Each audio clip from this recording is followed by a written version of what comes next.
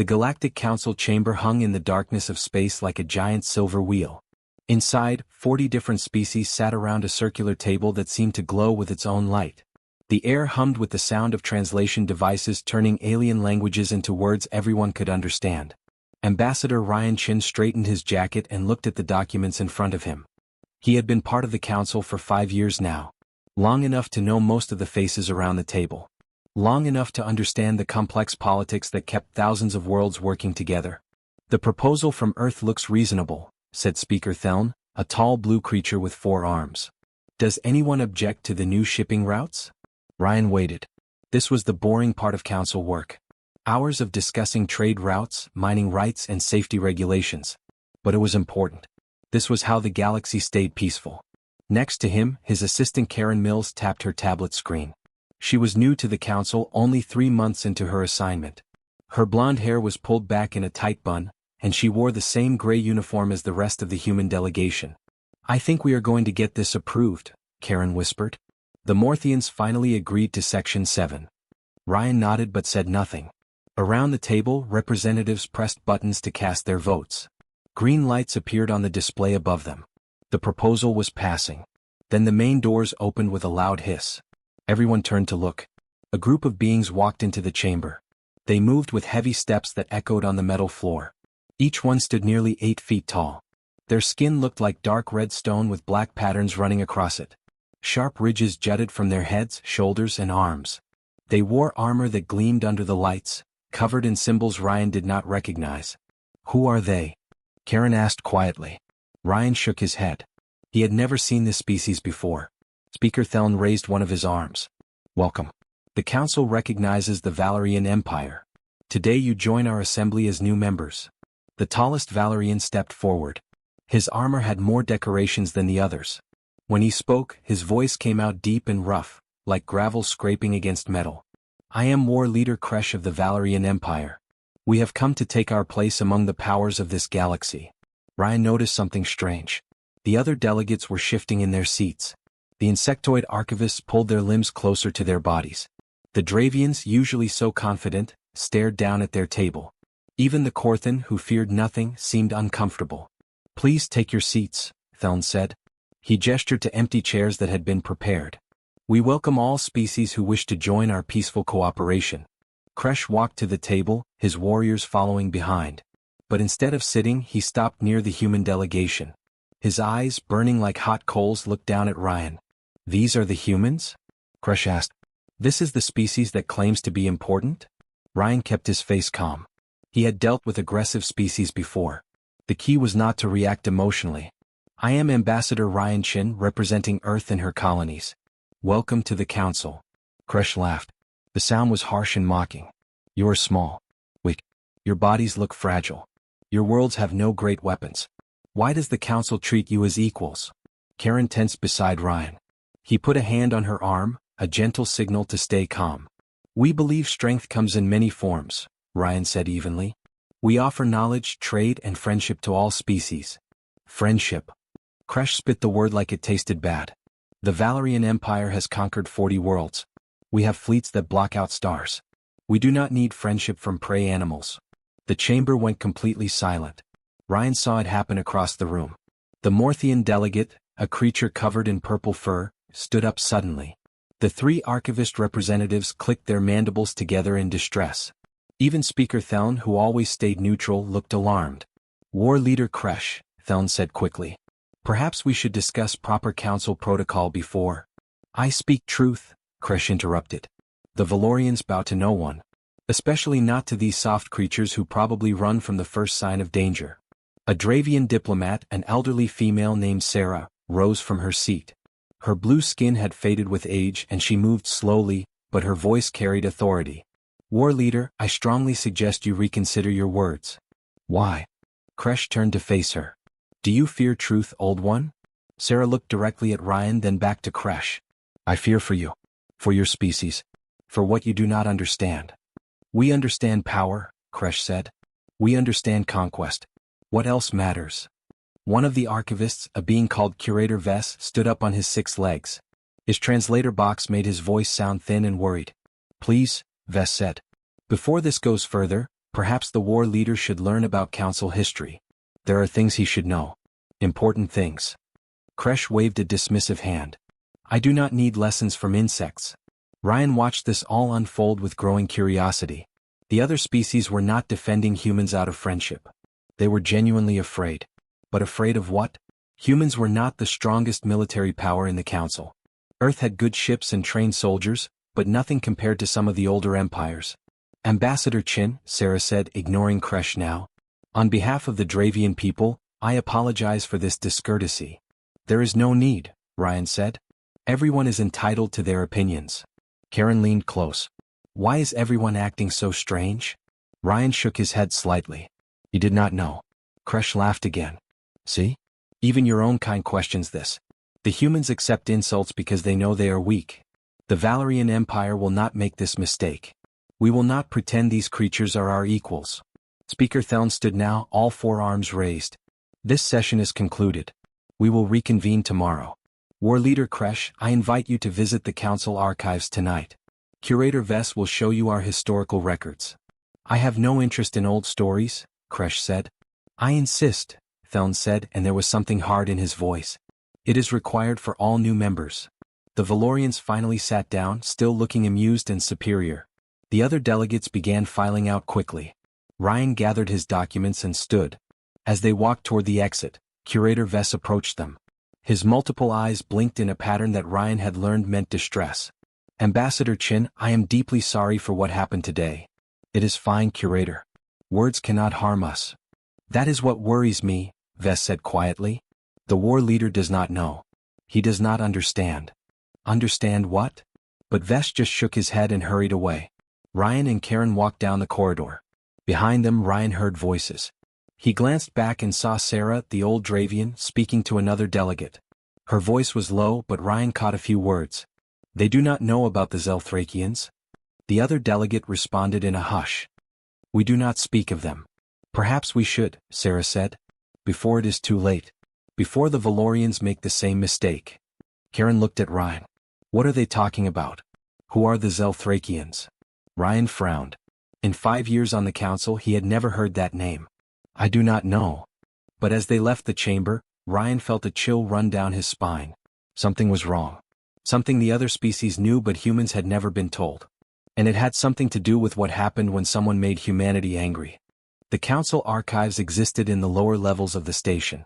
War Leader Kresh walked through the corridors with heavy steps, his armor clanking with each movement. 2 of his warriors followed behind him, their hands never far from their weapons. Curator Vess led them forward, his 6 legs moving in a quick rhythm. The insectoid's translator box clicked and hummed as he spoke. The archives contain the complete history of the Galactic Council. Records going back 3,000 years. Every war, every treaty, every important event is stored here. I did not come here for a tour, Kresh said. His voice echoed off the metal walls. I came because your speaker commanded it, though I do not understand why. They entered a massive circular room. The walls were covered in glowing panels from floor to ceiling. Each panel showed images, text, and data in hundreds of languages. The air smelled like electricity and old paper.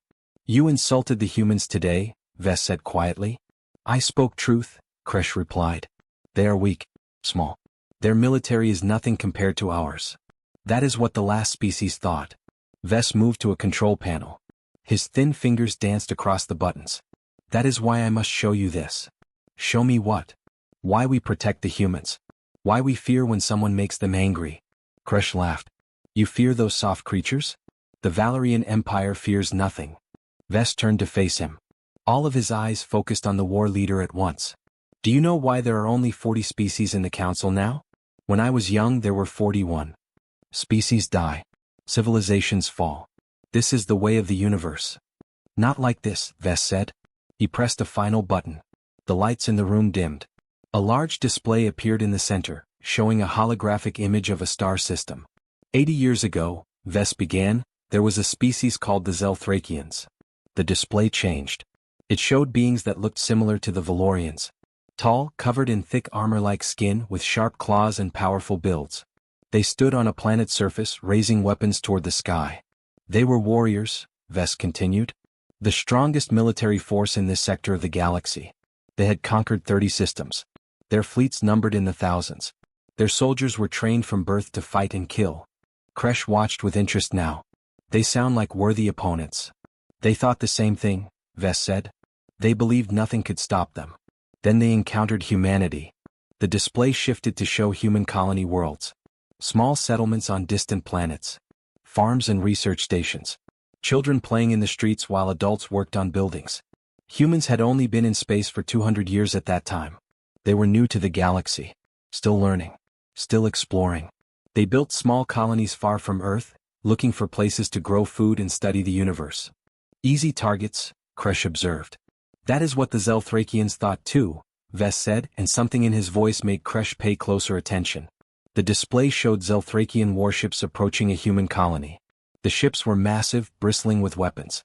They moved through space like predators hunting prey. The Zelthrakians wanted the colony world for themselves. It had valuable minerals. They did not care that humans already lived there. They sent one message: leave or die. Kresh watched as the holographic humans tried to evacuate. Ships lifted off from the planet filled with families. But they were not fast enough. The Zelthrakian warships opened fire. The colony died in flames. Buildings exploded. The fleeing ships were shot down one by one. When it was over, the display showed numbers. 3,000 dead, including 800 children. They killed everyone, Vess said quietly. The Zelthrakians laughed as they did it. They broadcast the attack across the galaxy to show their power. Kresh said nothing. He had seen many battles, much death. But something about the way Vess told this story made him uneasy. The humans sent diplomats to the council, Vess continued. The display showed human ambassadors, their faces tired and sad, standing before the council. They asked for justice. They showed evidence of the attack. They requested that the Zelthrakians be punished according to council law. And what did the council do? Kresh asked. Nothing. Vess's voice carried old shame. The Zelthrakians were too powerful. Too dangerous. The council was afraid to act against them. So we did what we always do when we are afraid. We talked. We formed committees. We promised to investigate. The display showed the Zelthrakian emperor, a massive being covered in scars from countless battles. He stood before the council and laughed. The emperor found it amusing, Vess said. He told the council that humans were weak, that they deserved to lose their colony. That strength was the only law that mattered in the universe. Kresh nodded slowly. He was not wrong. Watch what happened next, Vess said. The display showed another human colony. This one was larger, with 50,000 people living there. It had schools and hospitals and parks. Zelthrakian ships appeared above it. The humans begged the Zelthrakians to stop, Vess said. They offered to share the planet. To negotiate. To find a peaceful solution. The Zelthrakian response was the same as before. Fire rained from the sky. The colony burned. 50,000 more humans died. And then? Kresh asked. Then a third colony, Vess said. The display showed another world burning. 20,000 dead this time. The Zelthrakians declared that human space was now their territory. That any human ships found in the sector would be destroyed. The humans must have fled, Kresh said. Retreated to their home world. No, Vess said. That is when everything changed. The display shifted to show the human diplomatic ship arriving at the council once more. But this time only one ambassador stepped out. A woman with gray hair and cold eyes. Ambassador Linda Gray, Vess said. She came before the council one last time. She did not ask for justice anymore. She did not plead or beg. She simply delivered a message. The holographic image of Linda Gray spoke. Her voice was calm and quiet. The human government has decided that the Galactic Council cannot or will not provide justice for our murdered citizens. Therefore we will provide it ourselves. We are formally withdrawing from council mediation. This matter is now between humanity and the Zelthrakian Empire. We strongly suggest that all other species stay out of our way. A declaration of war, Kresh said. Yes, Vess replied. The Zelthrakians were overjoyed. They had been hoping the humans would fight. They wanted to crush humanity completely. To make an example of them. The display showed Zelthrakian fleets gathering. Thousands of warships preparing for battle. Their emperor gave speeches about the coming victory. How they would wipe humans from the galaxy forever. The Zelthrakian military was 10 times larger than the human fleet, Vess said. They had better weapons. More experience. Every tactical advantage. So the humans lost, Kresh said. Vess turned to look at him. All of his eyes gleamed in the dim light. No war leader. The humans won. That is why we do not talk about the Zelthrakians anymore. Kresh felt something unfamiliar stir in his chest. Not quite fear but close to it. What happened? That, Vess said, is what I will show you next. But I warn you now. What humanity did to the Zelthrakians is why every species in the Council protects them. Why we become afraid when someone insults them. Why we try very hard to keep humans happy. The curator pressed another button. Because 80 years ago the galaxy learned an important lesson. Humans are peaceful. Humans prefer diplomacy. Humans will tolerate much before they fight. The display began to show new images. But when you kill their children, when you laugh at their pain, when you give them no choice but war. Vess looked directly at Kresh. That is when you learn what humans really are. The holographic display shifted to show human space. Dozens of colony worlds connected by glowing lines representing trade routes. But 3 of those worlds were now dark. Dead. 73,000 humans killed in total. War leader Kresh leaned forward, studying the display with interest. His 2 warriors stood behind him, equally focused on what Curator Vess was showing them. After Ambassador Gray delivered her message, something strange happened, Vess said. His translator box hummed softly. The humans went completely silent. The display zoomed out to show the entire sector. Human ships that had been moving along trade routes suddenly turned around. They all headed back toward Earth and the core human worlds. Every human vessel withdrew, Vess continued. Every diplomat left the council station. Every trade agreement was suspended. Every communication channel went dark. For 30 days humanity said nothing to anyone. They were afraid, Kresh said. They realized they could not win against the Zelthrakians, so they ran home to hide. That is what we all thought, Vess replied. That is what the Zelthrakians believed. The display showed Zelthrakian news broadcasts. Their emperor stood before crowds of cheering warriors, declaring victory. The holographic translation showed his words. The humans have fled like cowards. They talk of justice but run when faced with true power. We have proven that the Valerian way is the only way. Strength conquers all. Kresh nodded in approval. He spoke truth. Keep watching, Vess said quietly. The Zelthrakian Empire began to celebrate. The display showed their worlds hosting parades. Their military conducted demonstrations of power, firing weapons into empty space. Their leaders gave speeches about expanding their territory even further. They thought the war was over before it began, Vess said. They assumed human silence meant surrender. So they continued with their plans. They prepared to take more human colonies. They sent scouting ships to probe human defenses. The display showed Zelthrakian scout ships approaching human territory. But something was wrong. The human border was completely empty. No patrol ships.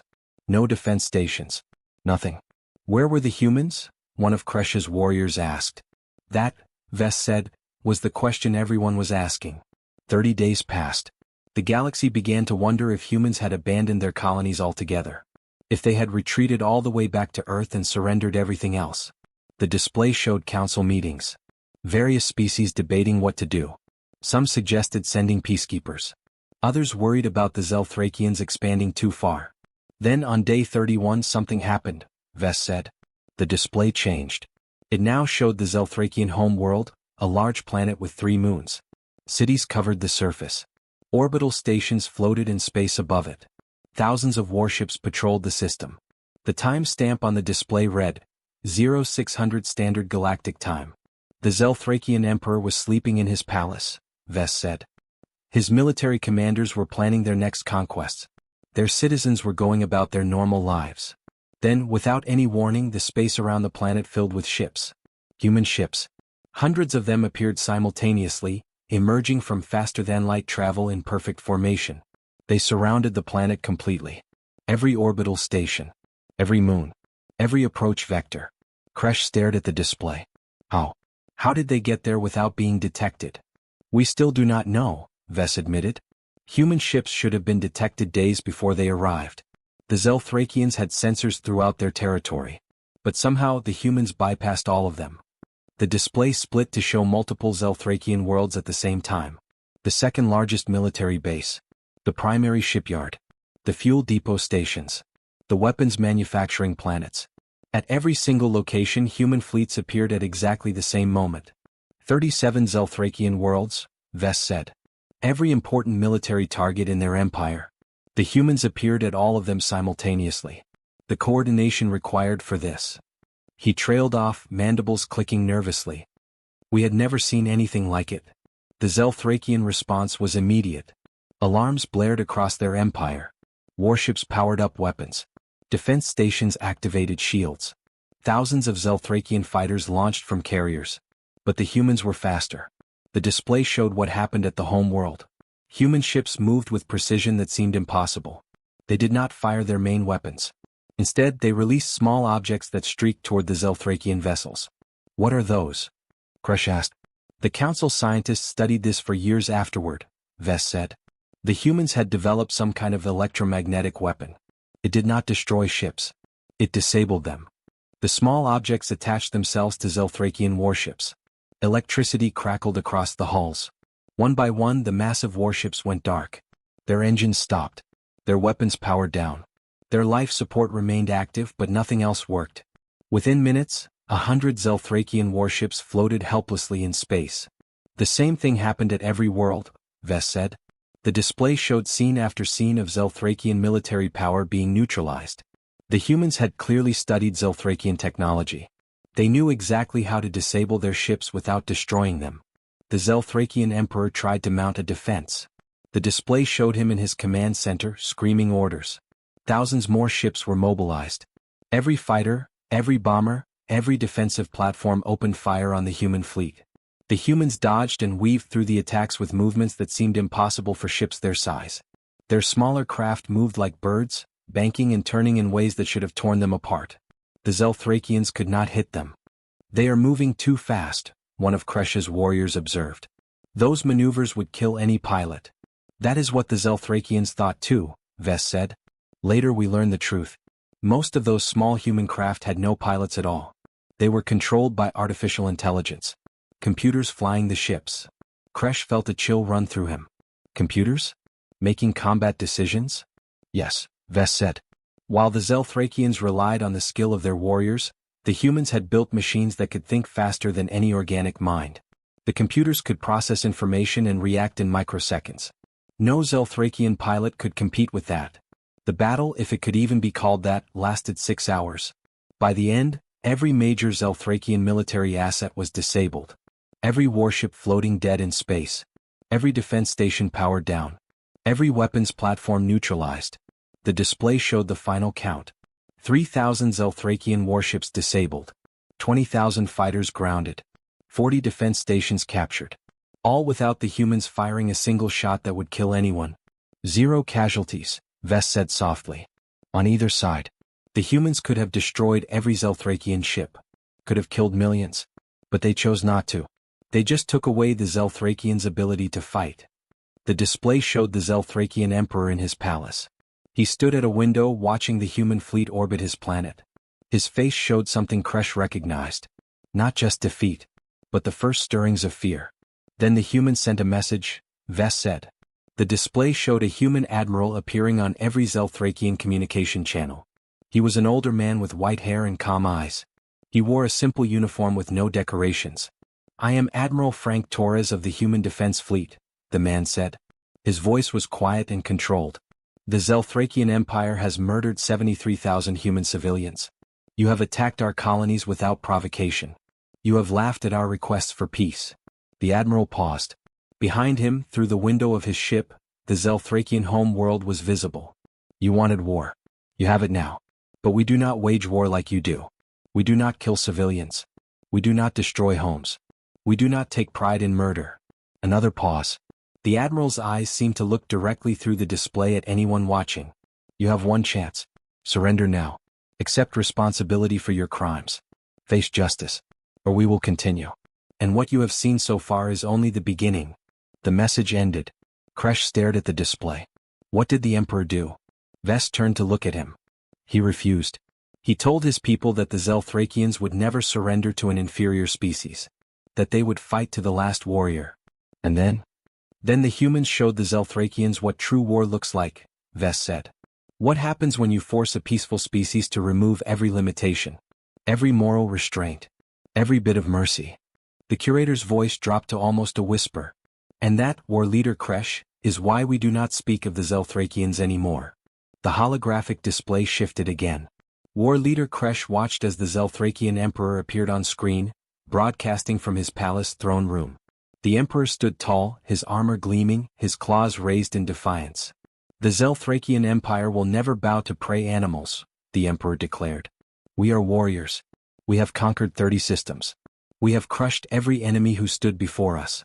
These humans think they can frighten us with tricks and machines. The emperor's voice grew louder, more aggressive. Let them come. Let them try to break us. We will show them what true strength means. We will show them that Zelthrakians do not surrender. We do not beg. We do not fear. He slammed his fist against his throne. Come humans. Come and die. Curator Vess paused the display. The frozen image of the emperor hung in the air, his face twisted with rage and pride. That was the Zelthrakian response, Vess said quietly. 12 hours after Admiral Torres offered surrender terms. The emperor refused. He called his warriors to prepare for ground combat. He told his people that they would fight the humans on every world, in every city, until the last Zelthrakian drew breath. A warrior's response, Kresh said, though his voice held less certainty now. Death before dishonor. Watch what happened next, Vess replied. The display resumed. It showed the human fleet in orbit around the Zelthrakian homeworld. For several minutes nothing happened. The ships just waited, holding their positions. Then, slowly they began to move. Not toward the planet. Away from it. They left, one of Kresh's warriors asked, confused. No, Vess said. They relocated. Watch. The human ships spread out across the Zelthrakian system. Small groups broke off and headed toward different targets. The moons. The asteroid belt. The outer planets. Every location where the Zelthrakians had built military installations. The humans spent 30 days silent, Vess explained. During that time they did not run. They did not hide. They gathered intelligence. They mapped every Zelthrakian military base. Every weapons factory. Every ship construction yard. Every fuel depot. Every training facility. Every single place the Zelthrakians made or stored weapons of war. The display split into multiple screens, each showing a different location. Hundreds of targets across dozens of worlds. And then, for 14 days, the humans systematically destroyed them all. The first target was a military academy on the Zelthrakian homeworld. A massive complex where young Zelthrakians trained to become warriors.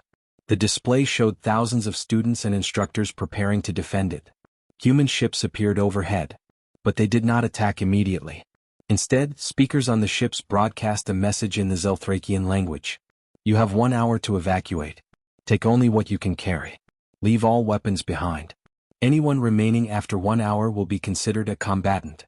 The Zelthrakians inside the academy laughed. They raised their weapons toward the sky and fired. Their shots bounced harmlessly off the human ship shields. Exactly 1 hour later, the human ships opened fire. The weapons were precise. Surgical. They did not carpet bomb the area. Instead, they targeted specific buildings. The armory exploded in a controlled demolition. The vehicle bay collapsed inward. The command center crumbled to dust. Within minutes, the entire academy was reduced to rubble. But the barracks where the Zelthrakians had taken shelter remained untouched. The humans had destroyed the military capability while leaving the people alive. The same pattern repeated everywhere, Vess said. The display showed scene after scene. A shipyard torn apart by precise strikes. A weapons factory melted by focused laser fire. A training ground cratered and made unusable. Every military target destroyed. But the humans always gave warning. Always allowed evacuation. Always avoided civilian casualties when possible. Kresh watched a particular scene unfold. A Zelthrakian admiral stood on the bridge of his flagship, one of the few ships that had escaped the initial human assault. He had gathered a fleet of 200 vessels, preparing for a counterattack. The human response was swift and brutal. Small human fighters, piloted by those artificial intelligence computers, swarmed the Zelthrakian fleet like insects. They moved too fast to track, weaving between the larger ships. Within minutes, every Zelthrakian vessel was disabled, their crews trapped inside dead ships but still alive. The humans never killed unnecessarily, Vess said. But they were thorough. Relentless. Every day brought new destruction. Every night, more Zelthrakian military power vanished. The display showed the Zelthrakian emperor watching reports of defeat after defeat. His confident rage slowly transformed into something else. confusion, disbelief, and finally the first hints of desperation. "How are they doing this?" the Emperor shouted at his generals. "Where is our fleet? Where are our weapons? Why can we not stop them?" His generals had no answers. The humans struck everywhere at once. They knew things they should not know. They bypassed defenses that should have been impenetrable. They destroyed targets before the Zelthrakians even knew they were threatened. On day 7 the Emperor tried to negotiate, Vess said. The display showed Zelthrakian diplomats attempting to contact the humans. But Admiral Taurus simply repeated the original terms. Unconditional surrender. Accept responsibility. Face justice. And the Emperor refused again, Kresh guessed. Yes. He still believed the Zelthrakians could win. That their warrior spirit would triumph. So the humans continued. Days 8 through 14 played out on the display in quick succession. More bases destroyed. More ships disabled. More weapons factories reduced to scrap. The Zelthrakian military machine was being dismantled piece by piece. But the humans never touched civilian targets. Never bombed cities. Never attacked hospitals or schools or homes. They only destroyed the machinery of war. By day 14 the Zelthrakian Empire had no functional military, Vess said. No ships. No weapons. No bases. Nothing.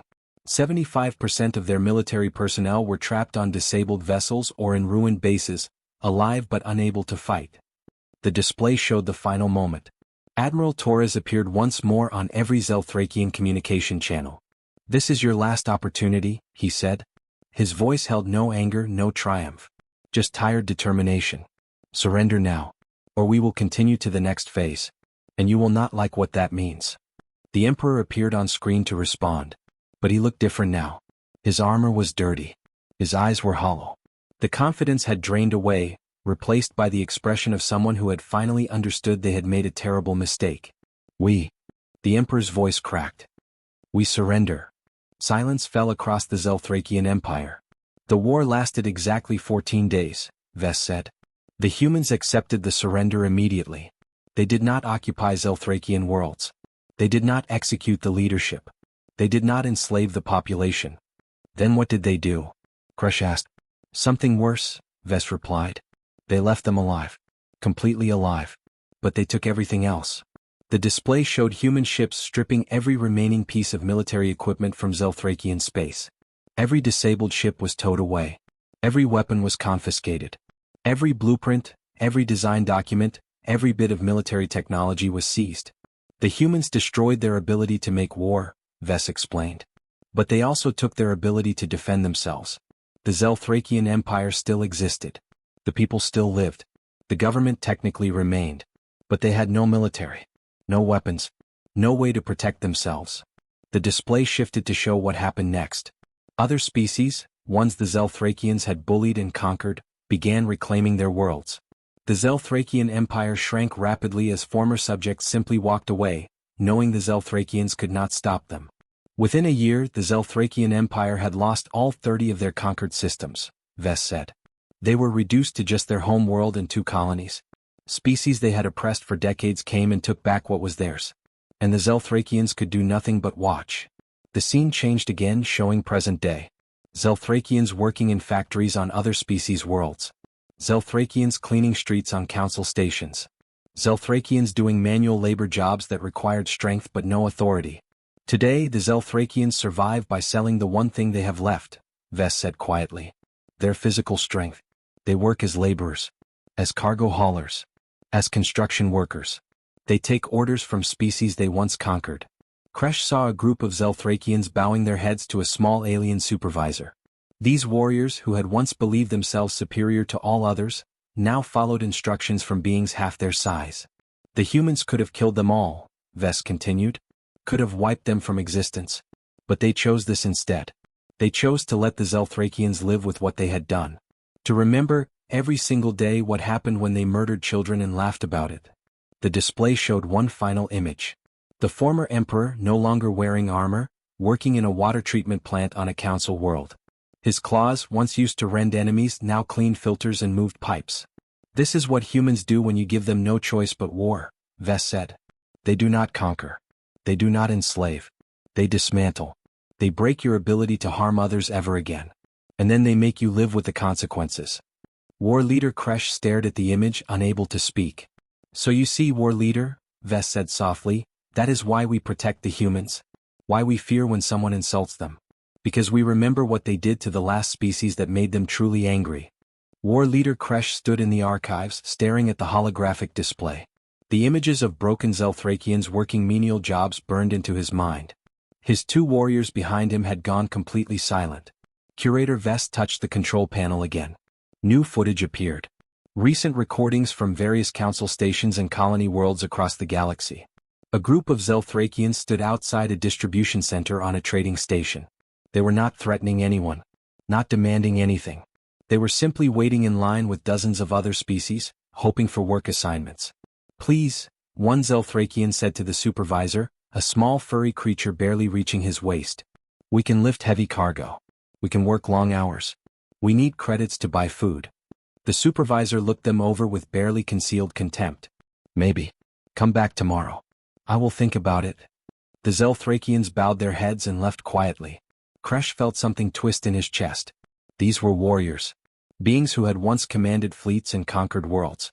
Now they begged for permission to carry boxes. This footage is from 3 days ago, Ves said. On Station 47. Those Zelthrakians have been waiting for work for 2 weeks. Many stations will not hire them at all. Why not? One of Kresh's warriors asked. You said they are strong. Because no one trusts them, Ves replied. Because everyone remembers what they were. What they did. And because the humans made sure everyone would remember. The display changed to show a memorial. It stood on a human colony world, a tall wall made of black stone. Thousands of names were carved into it. The hologram zoomed in close enough to read them.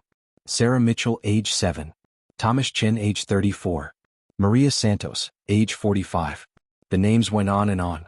Every person killed in the 3 colony attacks. Every child, every parent, every scientist and farmer and teacher.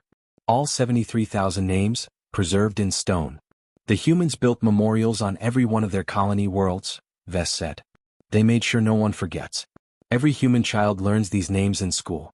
They learn what happened. They learn why their species went to war. Below the names, words were carved in both human language and galactic standard. We remember. We will always remember. Never again. Kresh read the words several times. They were simple. But they carried weight that made him uncomfortable. The humans do not seek revenge, Ves continued. They do not hate the Zelthrakians for what their empire did. But they do not forget either. And they made sure the entire galaxy does not forget. The display showed a human school. Children sat in a classroom while a teacher showed them historical footage. Not propaganda. Not exaggerated stories. Just the facts of what had happened. Human children learned this history, Ves said. They learned that their people tried peace first. Tried diplomacy. Tried every possible solution before choosing war.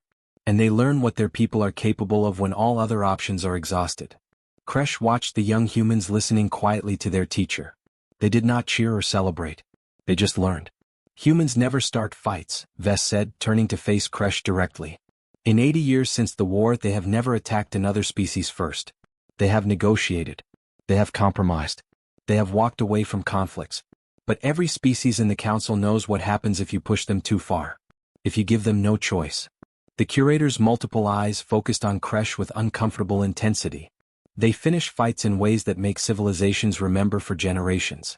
Kresh stood silent for a long moment. His mind replayed everything he had seen. The precision of the human attack. The methodical destruction of Zelthrakian military power. The mercy that was somehow more terrible than slaughter. They could have killed everyone, he said quietly. Could have destroyed their worlds. Yes, Ves agreed. That is what the Zelthrakians expected. What they would have done if positions were reversed. But humans think differently. They do not want to destroy civilizations. They want to ensure those civilizations can never threaten others again. And they succeeded, Kresh said. Completely. The Zelthrakians will never recover what they lost. Their warrior culture is dead. Their military tradition is finished. They exist now only as a warning to others. Ves moved closer to Kresh, his voice dropping low. That is the lesson, War Leader. That is what I needed you to understand. Humans are peaceful. They truly prefer diplomacy to war. But when you force them to fight, when you kill their children and laugh about it, they become something else entirely. What do they become? Kresh asked. Inevitable, Ves replied. like a natural force. Like gravity or entropy. They do not stop. They do not negotiate once war begins. They simply dismantle everything you are until nothing remains but the memory of what you used to be. Kresh looked at the memorial again. All those names. All those people who had died because the Zelthrakians thought strength was the only thing that mattered. I understand, he said finally. I made a mistake today. Yes, Vess said. But it is not too late to correct it. The humans are forgiving. They do not hold grudges. If you apologize sincerely, if you show respect, they will accept it and move forward. That is also part of who they are. Kresh turned to his warriors. Come. We have much to discuss. They left the archives in silence, walking back through the corridors of the council station. Kresh's mind was full of images. Disabled warships. Destroyed bases. Proud warriors reduced to begging for work. When they reached the Valerian quarters, Kresh found his diplomatic advisor waiting. War leader, we have prepared responses to the human insults. We can submit formal complaints to the council and... No, Kresh interrupted. We will do the opposite. Prepare an apology. Make it formal. Make it sincere. We will deliver it tomorrow before the full council. His advisor stared at him in shock. War leader? We are Valorians. We do not apologize to prey species. Kresh grabbed his advisor by the shoulder. Not roughly but firmly enough to make his point. Listen to me carefully. The humans are not prey. They are not weak. They are something far more dangerous than simple warriors. And if we do not show them proper respect, the Valerian Empire will end up exactly like the Zelthrakians. He released his grip and stepped back. I do not want my grandchildren to be begging other species for work. So we will apologize. Tomorrow. That is my final word. The next day the Galactic Council convened again. Ambassador Ryan Chin sat with Karen Mills at his side, preparing for another routine session. He did not expect anything unusual. Then War Leader Kresh stood up. The chamber fell silent as the massive Valerian walked to the center of the room. He did not wear his ornate armor today. Instead, he wore simple diplomatic robes. He stopped directly in front of the human delegation. Ambassador Chin, Kresh said, his voice carrying to every corner of the chamber. I spoke carelessly yesterday. I insulted you and your people out of ignorance and arrogance. I judged you without knowledge. I saw peace as weakness. Ryan remained seated, his expression neutral, waiting. I have since learned the history of your people, Kresh continued. I have learned what happens when others mistake your diplomacy for weakness. I have seen what becomes of civilizations that give you no choice but war. Kresh lowered his head, a gesture of respect in Valerian culture. On behalf of the Valerian Empire, I apologize. We were wrong. We will not make the same mistake again. The chamber remained absolutely silent. Every species representative watched to see how the human would respond. Ryan stood slowly. He walked around the table until he stood face to face with Kresh, though he had to look up to meet the Valorian's eyes. War Leader Kresh, Ryan said calmly. We accept your apology. Mistakes happen. What matters is learning from them. The Valerian Empire is welcome in this council, and humanity looks forward to working with you peacefully. He extended his hand. Kresh stared at the offered hand for a moment. Then he reached out and took it. The handshake was firm but not aggressive. Thank you, Ambassador, Kresh said quietly. Around the chamber, representatives from 40 species relaxed visibly. The tension that had filled the air since yesterday was gone. As the session continued with normal business, Karen leaned close to Ryan. What happened? She whispered. Why did he completely change his attitude? Ryan glanced at Curator Vess across the chamber. The archivist met his eyes briefly before looking away. Someone taught him a history lesson, Ryan replied softly.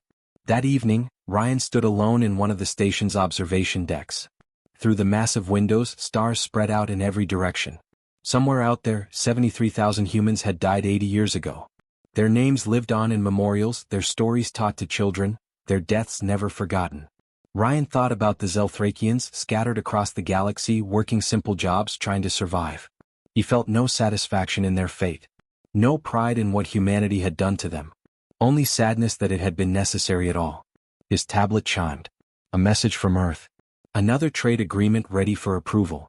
Another diplomatic success. Another day of peaceful cooperation between species. This was what humans wanted. What they had always wanted. But the galaxy remembered what humans were capable of when peace was not possible. And that memory, Ryan knew, was what kept the peace. He touched the window glass and whispered the words carved on every memorial. We remember. We will always remember. Never again. Behind him, the Galactic Council station hummed with life. 40 species working together. Trading. Talking. Building a future. And humanity, the species that preferred peace above all else, watched quietly from the table, hoping they would never have to teach another civilization the lesson the Zelthrakians had learned.